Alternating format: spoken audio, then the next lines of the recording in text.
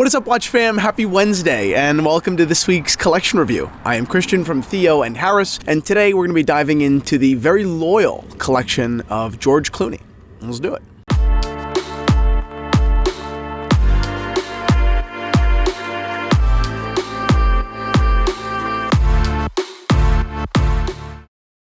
All right, before we jump into it, a couple of quick things I would like to discuss. First, we still do have an office, but I am waiting on a UPS pickup for this package, so I can't leave, and we decided to record outside. It is quite cold, but we're going to power through.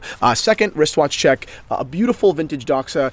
Doxa is a brand manufactured since the late 19th century, most famous for their dive watches, particularly worn by Jacques Cousteau. They're brightly colored, they're large, they're sporty, but we cannot forget, if we are true vintage lovers, that Doxa does have a rich history of kind of more classic dress watches, and this one being beautifully oversized, actually. This is definitely an oddball, and I am more than proud to be listing it right now in the watch shop at theoandharris.com. We just added about 7 or 8 new watches yesterday. I highly recommend you guys go and check them out after this video. Okay, now into George Clooney.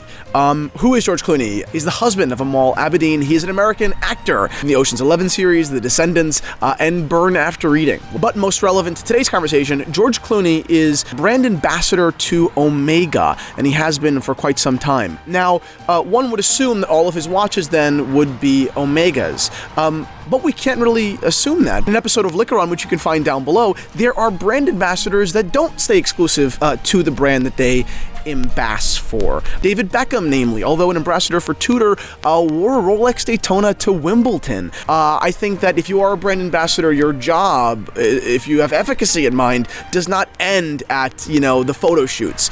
It goes into the street, because that's where you're making so much impact as well. It's where you're in the magazine. That's where you're in the tabloid. So to me, it's very confusing. But George Clooney has done the opposite. It seems as if not only does George Clooney wear Omega in his spare time, but he forces Omega into his movies, which is, to me, above and beyond. I'm sure he's being compensated for it. So let's jump into just 3 examples here.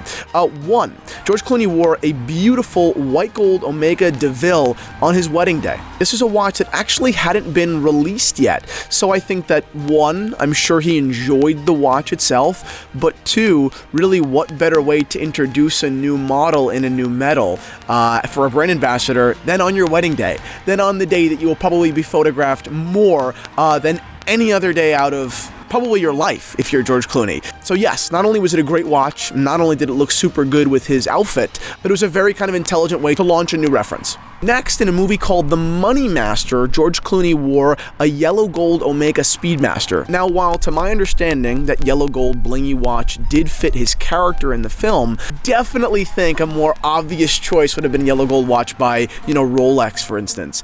There is no question that a yellow gold Day-Date is more synonymous with wealth than a yellow gold Speedmaster. So again, props to George Clooney for forcing Omega into, this time, a major motion picture. And finally, in his role in the film Up in the Air, Mr. Clooney wore an Omega DeVille, another watch that very easily could have been a different model. So that's it. George Clooney is an Omega man, not just when he's so obviously paid to be, like David Beckham, but even in both his personal and professional lives. Big props to George Clooney for going above and beyond. Thank you guys so much for watching this week's collection review. Don't forget to check out the watches in the watch shop at theoandharris.com.